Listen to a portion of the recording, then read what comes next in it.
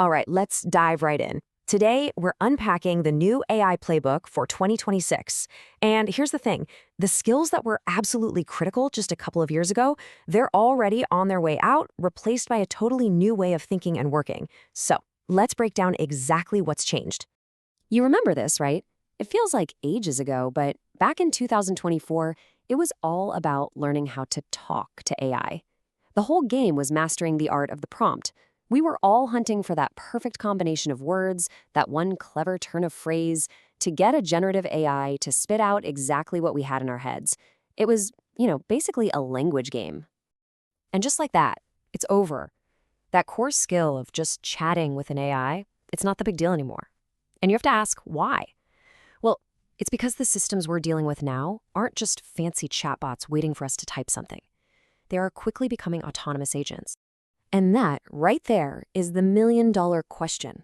If being a good prompter, a clever conversationalist with an AI, isn't the valuable skill it used to be, then what is? What's the new core competency for anyone who wants to not just survive, but actually thrive in this new world?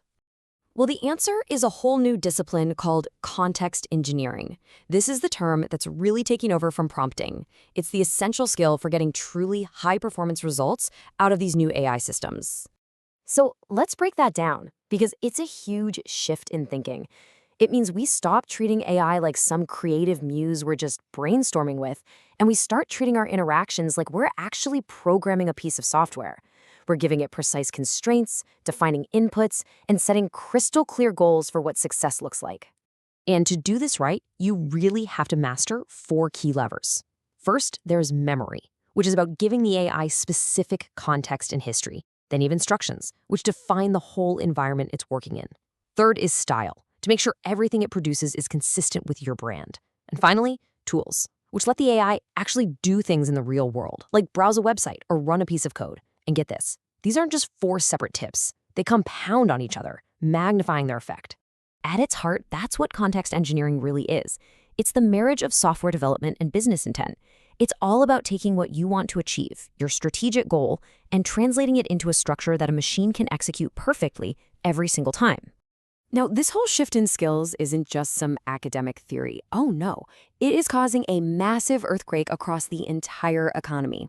The way money is flowing, the way entire industries are valued, it's all being rewritten as we speak. In fact, analysts have even come up with a name for it, the SaaSpocalypse. What that means is traditional software as a service companies are seeing their valuations get squeezed because these new autonomous AI agents are starting to do the work that once required hundreds of employees using expensive software. If you want to understand just how huge this shift is, just look at this one number. $380 billion. That was the staggering valuation of the AI company Anthropic back in early 2026. The capital is absolutely flooding towards the companies building these new agentic AI systems. And that valuation? It was massively supercharged by a single funding round of $30 billion. This isn't a slow, gradual change we're talking about. It's a tidal wave of cash that is completely reshaping the tech landscape. And this disruption is aimed squarely at what we think of as stable, white-collar jobs.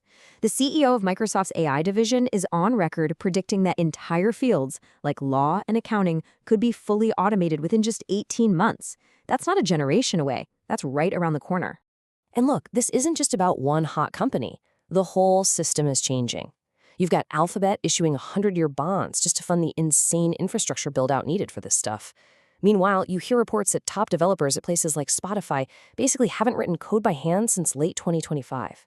The entire ecosystem is in motion, and it is moving fast. Okay, so faced with this enormous change, how do you adapt? How do you personally survive and maybe even thrive during this transition? This is where we shift from the huge economic picture down to the personal systems you can build for yourself. So one really practical framework comes from the strategist B.Jones, and he calls it the second brain. It's basically an automated loop. You capture a quick thought in a tool like Slack. An LLM instantly classifies what it's about. It automatically routes it to the right place in Notion, and then you get these automated daily or weekly summaries. It's about building a personal system to handle the crazy information overload we're all facing. But, and this is a huge but, there's a critical warning that comes with all of this. These incredible productivity tools don't always give you more free time. What often happens is that any time you save just gets filled up with more work, leading to even more pressure and ultimately burnout. So better tools alone are not the answer. And that leads us to a much deeper solution. If just being more and more productive leads to burning out, then the answer can't just be better tools.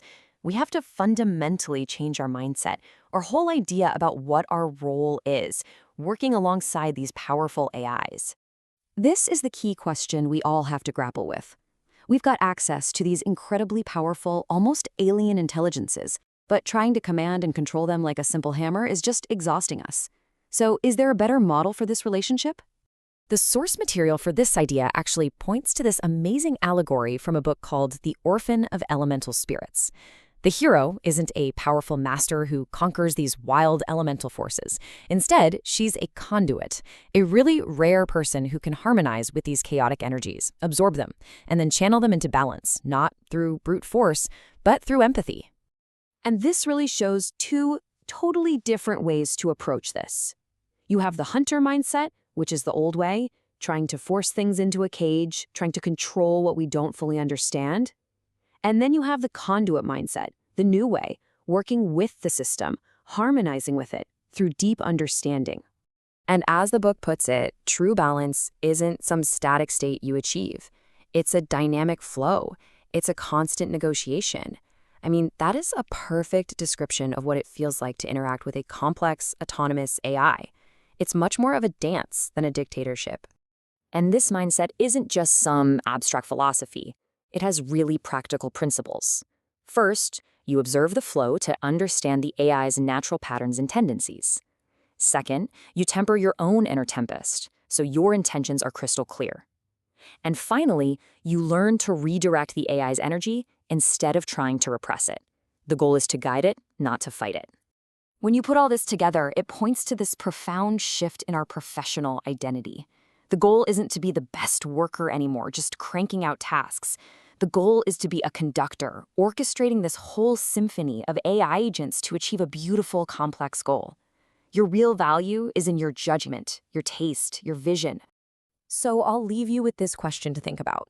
As we move deeper into this age of alien intelligence, this new era of working alongside non-human partners, you have to ask yourself, are you still trying to be a worker, or are you evolving to become a conduit,